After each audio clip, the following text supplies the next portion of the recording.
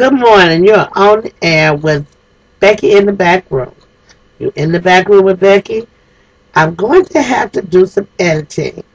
I normally say Happy Freaky Friday, but in lieu of everything that I'm reading and some of the comments that I've got on some of my other sites, let's say this is a Fierce Friday because the topic today, sexual harassment in the workplace, the double standards, and is America the New Babylon? What's up?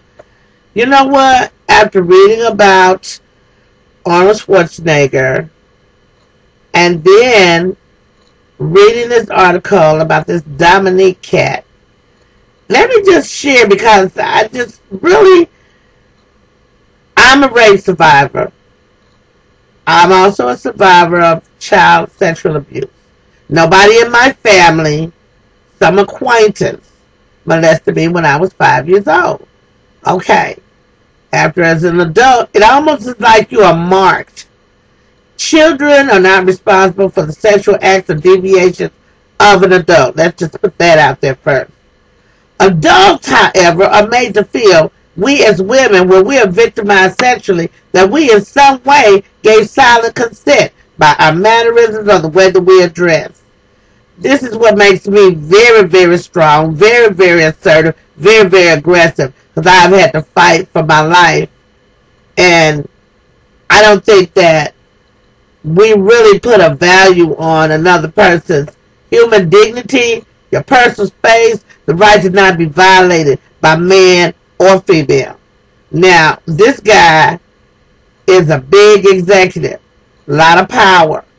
Talking about that yesterday with Arnold. There's a sense of entitlement that wealthy people have that, everybody. I was told one time everybody got a price. I was a college student in the hometown of my mother and father's birthplace. So those of you listening and watching that are from that place, you're going to know what I'm talking about. There was a group of 3 men who owned very large businesses, African American men. They were friends of my dad, supposedly. They propositioned me when I was maybe 21, 22 to make a video. And I'm looking at them because I didn't even know nothing about porno at the time. And I'm like, oh, a video. Oh, because I sing. No, we could get a church video to see you sing. They wanted a butt, booty, ass out, naked video. I didn't have to be with a man. I was like, I'm going to tell my daddy. Now listen, I got a big behind, big tatas. I could not help that I was a mature looking person at a young age. Now that's just to say my experience was that just because of the way I look, the way God made me, that is not an invitation for you to come and approach me like I'm selling my ass on the streets. So here we go. Check this out. Some women avoid wearing skirts for fear of attracting unwanted attention. Others trade whispered tips about overly forward bosses. A 2008 internal review found, and this is from the New York Times, found few restraints on the conduct of senior managers, concluding that the absence of public ethics scandals seems to be more a consequence of luck than good planning and action. In other words, for y'all that didn't understand, that when they said no violations that they see, that's not necessarily mean that there's nothing going on. This is the life at the International Monetary Fund, the lender of the last resort for governments that need money, and under the leadership of Dominique Strauss-Kahn, an emerging force in the regulation of the global economy. But with Mr. Strauss-Kahn's arrest earlier this week and indictment on Thursday on charges that he tried to rape a New York hotel housekeeper, a spotlight has been cast on the culture of the institution, and questions have been revived about a 2008 episode in which the IMF decided that Mr. Strauss-Kahn had not broken any rules in sleeping with a female employee. Smacks of sexual harassment to me. Now, as I said again, You know, they say this is the man's world. And a lot of times I feel that yes, indeed it is. It's a man's world. And because there's a double standard, women are not likely to go out and, just strong arm a man to have sex, because we know biologically if a man is frightened or upset or even cold, his apparatus is not working. Whereas a man may be able to derive pleasure from a woman when she's not aroused. Some arenas that's called rough sex. But in my arena it's called forcible rape. Now, a lot of people say, he didn't hit her, he didn't hold a gun on her, he didn't have a knife. No, he just had enough clout to say, it's my word over your word, bitch. Who gonna believe you? You're a peon. And, just as I said with people like Donald Trump, when they have so much power, people are afraid to tell them when they're wrong. There's something wrong with this picture. You're in the back room with Becky, and we're talking about sexual harassment, the double standard, and the lack of ethics, not only in the corporate world, but in our society as a whole. It has gotten to the point where, as my brothers and sisters from Jamaica say, it is Babylon.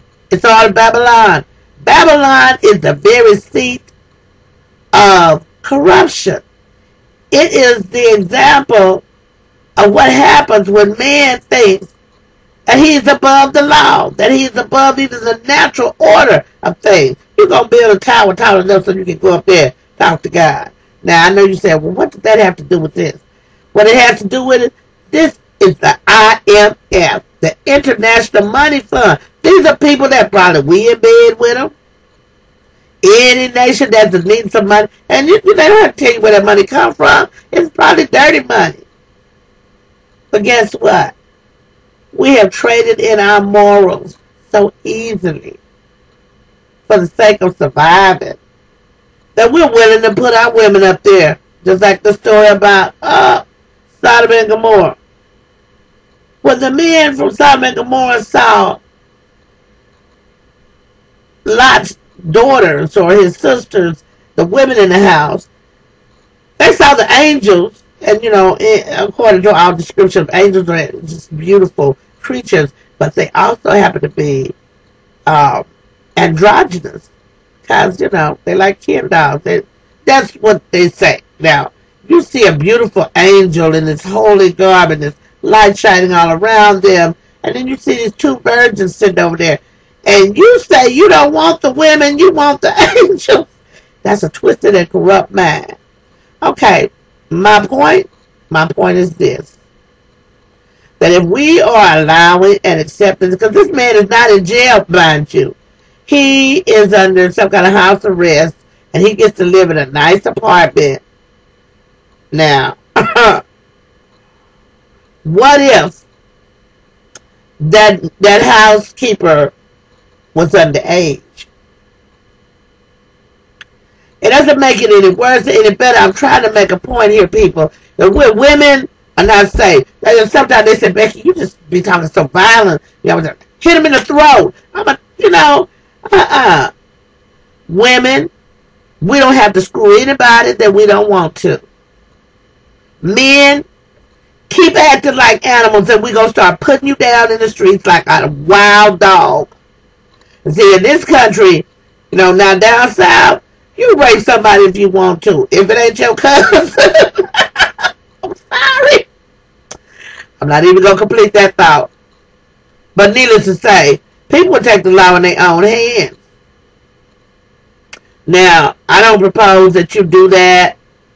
But when you're not getting justice in the judicial system, and women are not protected, if there's no signs of struggle or force or anything of that nature, when you go to claim rape, you got a battle on your hands. Many women don't even tell it. They just, they sit with it on their spirits. It is the reason why so many women are angry, abusive, why so many women have switch teams, Now, I'm not blaming the sexual conduct of one man for all the sins of the world, but I'm saying it starts there. You know, and when I had a man speak to me that he didn't know me, just saw me on my website and made an inappropriate comment, and I said, now, if I was your mother, your sister, or your daughter, and someone approached them the way you just approached me, would it be okay? Any man that answers that question with confusion, I got you over here in that list where it said, you know, the effed up people. Yeah, something wrong with your mind. And for us to be sitting here, you know, and saying he had not broken any rules. What? By sleeping with what? Here we go again with these different value systems. People, if you don't stand for something, you'll fall for anything. Women, if they tell you you're going to be ostracized from corporate America and you go forward with this, you know what? Lock me out. Lock me out. Because when I get back, you don't want me up in there with you.